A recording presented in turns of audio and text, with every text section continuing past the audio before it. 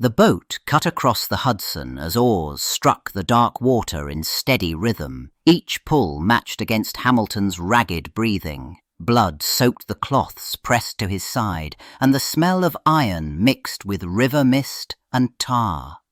Dr. Hosack bent close, feeling for a pulse and listening to fractured whispers about misfires and honour. Around them, the skyline of New York rose in grey silhouettes, unaware that one of its principal architects lay broken in the hull.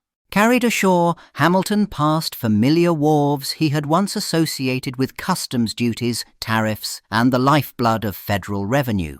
Now dockhands paused, watching the hurried procession as Pendleton and others moved him through narrow streets. The man who had argued for assumption of state debts, who had engineered the Bank of the United States, grimaced with each jolt of the stretcher. Behind shuttered windows, ordinary residents prepared for the day, not yet knowing that the financial mind behind their young nation's credit system was mortally wounded.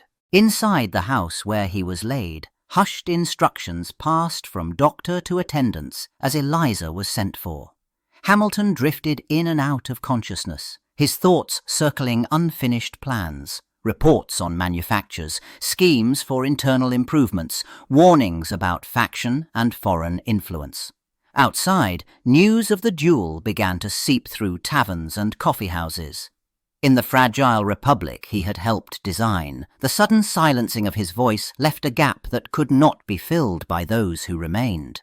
Letters crossed desks in New York and Philadelphia, their ink still fresh with calculation and resentment. Hamilton praised his father-in-law's steadiness while hinting darkly that Burr's victory in the 1791 Senate race signaled a restless hunger for power. Behind polished phrases, he framed Burr as a man of shifting loyalties, more drawn to opportunity than principle. Federalist allies read his warnings, nodded over candlelit tables, and repeated his doubts in parlour conversations and private clubs. By 1800, as the young republic staggered through a bitter presidential contest, Hamilton's efforts hardened into a campaign of quiet obstruction. He wrote to leading Federalists, urging them to distrust Burr's charm and supposed moderation, insisting that Jefferson, though a rival in philosophy, at least held firm convictions. In these letters, he called Burr dangerous and unfit, suggesting that no reliance could be placed on his character. The words circulated, shaping whispers into settled mistrust. Each political setback tightened the knot between them. Burr watched offices slip from reach as allies cited concerns that echoed Hamilton's language. Newspaper pieces hinted at hidden intrigues, speaking of shadowy influences and backroom doubts. Hamilton, in conversations and correspondence, repeated his judgment that Burr's ambition outran his morals, that he threatened the stability of Republican government. The accusations accumulated like unseen powder, packed patiently into a charge that waited for a spark. In the spring of 1804, political defeat and personal slight converged on Aaron Burr. Cast off from Thomas Jefferson's ticket and shunned by his own party, he had turned to the New York governorship as a final bastion of influence. Alexander Hamilton, already long suspicious of Burr's ambition, moved quietly among Federalists and disaffected Republicans, warning that Burr's election might fracture the Union. His words at private gatherings carried farther than anyone in those candlelit rooms immediately understood. In Albany, during an unguarded dinner conversation, Hamilton spoke of Burr with a contempt that startled some listeners. Dr. Charles D. Cooper later described those remarks in letters, noting that Hamilton had called Burr dangerous and alluding to a still more despicable opinion he chose not to detail. When a New York newspaper printed Cooper's account during the heated gubernatorial campaign, the vague but cutting phrase stood out like a challenge. Burr, already wounded by his loss at the polls, studied the published words with mounting fury. To Burr, the insinuation of a nameless but despicable judgment struck at the core of his honour. He resolved that the slight could not go unanswered, and drafted a demand for explanation, insisting Hamilton either deny or clarify the insult. Hamilton's reply refused to be confined to specific language and questioned Burr's interpretation. Each new letter hardened in tone, trading courtesy for precision and recrimination. By late June 1804, the exchange no longer resembled political debate. It had become a rigid negotiation over the terms on which one man might satisfy the other with gunpowder and lead. Along the Hudson's steep New Jersey bank, the clearing at Weehawken lay quiet, yet it carried the residue of earlier confrontations. New York statutes had branded dueling a crime, but across the river the law stood thinner, its enforcement hesitant. Carriages had come here before dawn with shutters drawn, carrying men who served in Congress and courts. They stepped into a parallel legal world where printed penal codes yielded to the unwritten authority of the code duello and its intricate demands. Letters passed between the two camps, each phrase weighed as heavily as any bullet. Seconds debated verbs and modifiers, searching for language that might preserve honour without blood. Distance, pistols, and timing were agreed upon according to established custom. Matched weapons, measured paces, mutual consent on every detail. Yet the same code that allowed for reconciliation also punished hesitation. A refusal to meet or a qualified apology risked branding a man cowardly, erasing reputations carefully built in war and politics. In the days before the encounter, Alexander Hamilton wrote that he meant to reserve and even throw away his first fire, declaring a wish not to take Aaron Burr's life. The statement revealed his conflict, a public critic of dueling since his son Philip had fallen at this very site in 1801, yet still unwilling to ignore a formal challenge. Burr, insisting on an unambiguous disavowal or apology for Hamilton's earlier remarks, followed each procedural step precisely. Between them, the law's prohibitions stood fragile against a culture that treated wounded honour as a mortal injury. The command hung in the damp morning air, and the two men stood with pistols raised, framed by the grey rock and the Hudson below. The stillness broke with a single crack. Smoke leapt from the muzzle and drifted slowly across the clearing. One shot, perhaps two, echoed against the Weehawken bluff. Some who later spoke insisted that Burr had aimed with practiced precision, lifting his arm smoothly and discharging his weapon in a controlled, unhurried motion toward Hamilton's chest. Others remembered a different sequence, Hamilton's hand jerking upward, his pistol discharging into the branches above, the ball cutting through leaves before spinning harmlessly into the woods. They described his stance as unstable, his vision narrowed by exhaustion, grief, and the pressure of maintaining a code of honour. The hair-trigger mechanism, almost imperceptible to an untrained eye, may have released with the slightest tension, transforming a symbolic gesture into a real muzzle flash. The ball that struck Hamilton entered above his right hip, tore through his liver and diaphragm, and shattered a vertebra, as physicians later recorded. He collapsed almost instantly, legs useless, pistol falling from his hand as he crumpled onto the rocky ground. Witnesses saw Burr step forward involuntarily, face tightened by what some called sudden concern, before his second pulled him away. Behind them, men rushed to Hamilton's side while the river carried the sound of the shot downstream. The small boat had cut a clean path across the Hudson, its oars muffled as men bent over Alexander Hamilton's broken body. He lay on folded coats, his face drained, his voice faint but precise as he asked to be taken to a friend's house on Jane Street.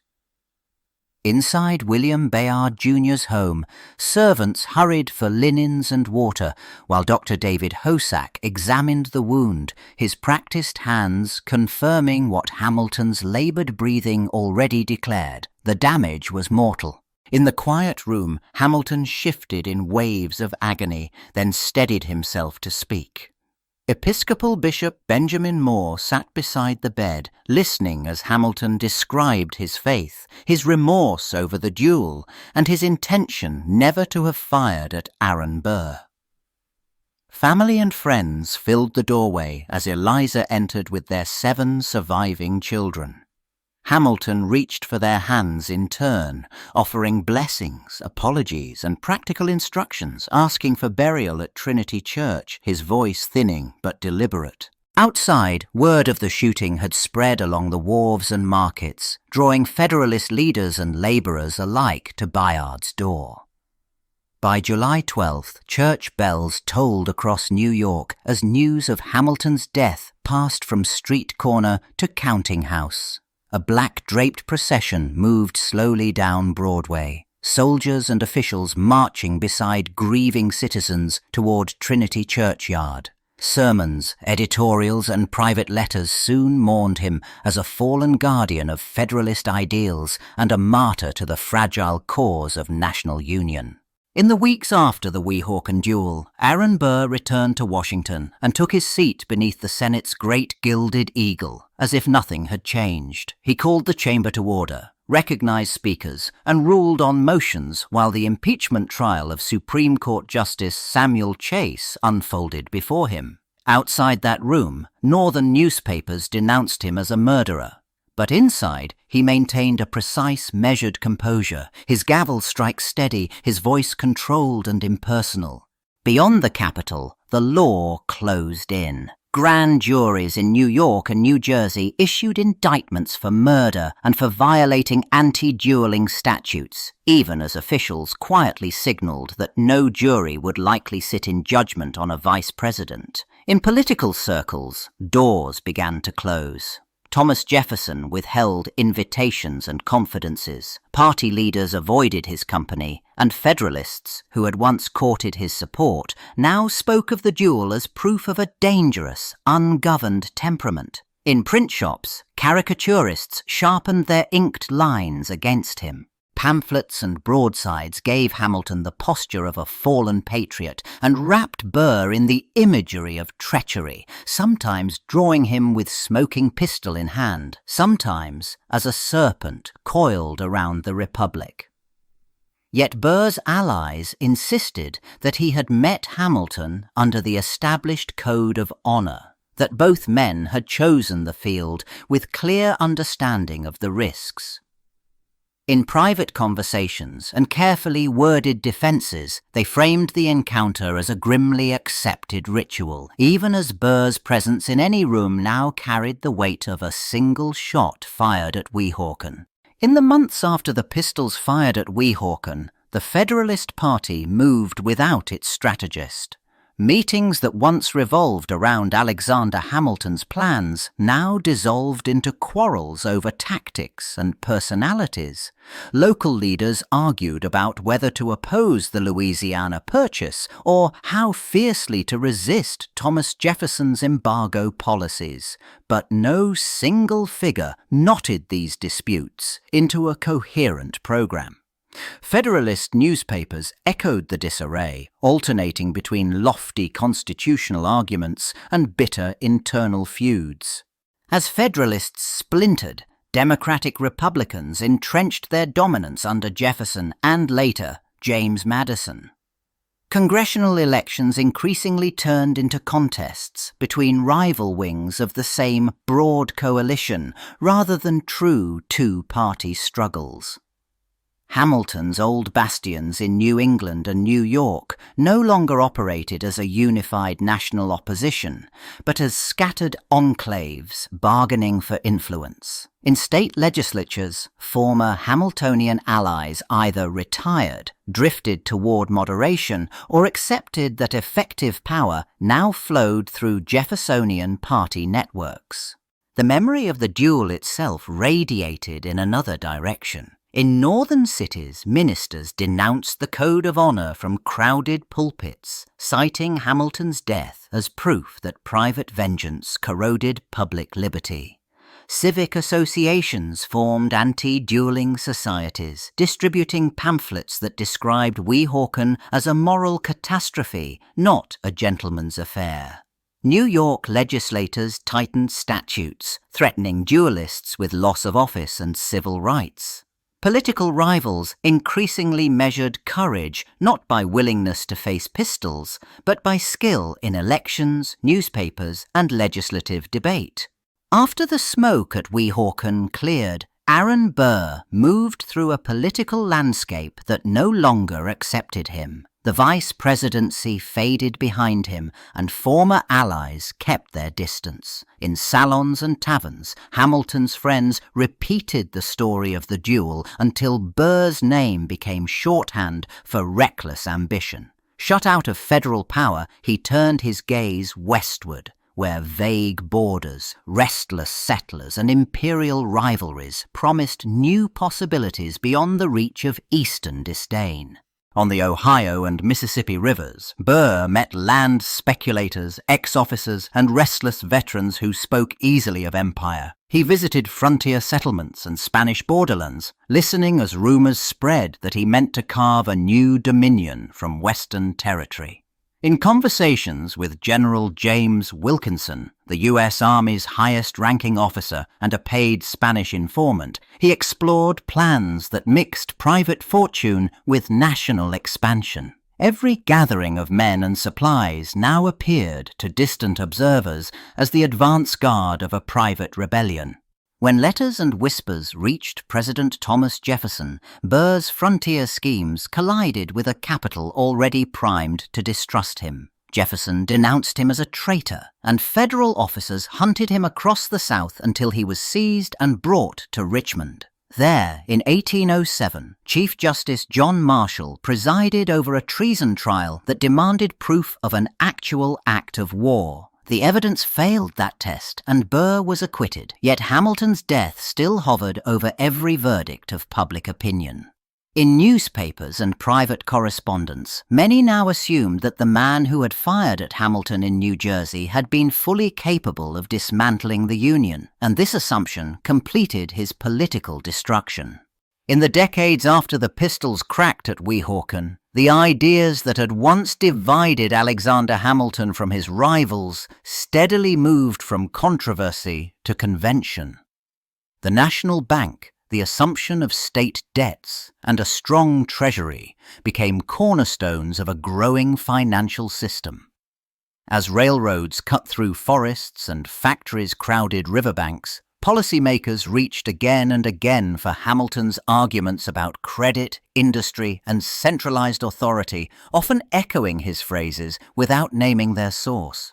By the late 19th century, historians and politicians hailed Hamilton as a prophet of modern capitalism, his early death casting a glow of martyrdom over his unfinished plans. Portraits hung in banks and government halls, treating him as patron of fiscal order and national power. Generations of schoolbooks recounted the duel in somber tones, folding his fall into a larger story about the perils of factional hatred and the sacrifice of a statesman who had seemed indispensable to the Republic's design. Aaron Burr's path lay in shadowed contrast. Indicted for murder, entangled in treason charges, and excluded from the circles where lasting influence accumulated, he appeared in memory as a warning about ambition unmoored from principle. Biographers and painters lingered on his expression at Weehawken, while later novels embroidered motives and whispers of conspiracy. Even as scholars revisited his legal skill and early public service, they still pointed to the duel as the instant that shattered his prospects and fixed his reputation as dangerous and opportunistic.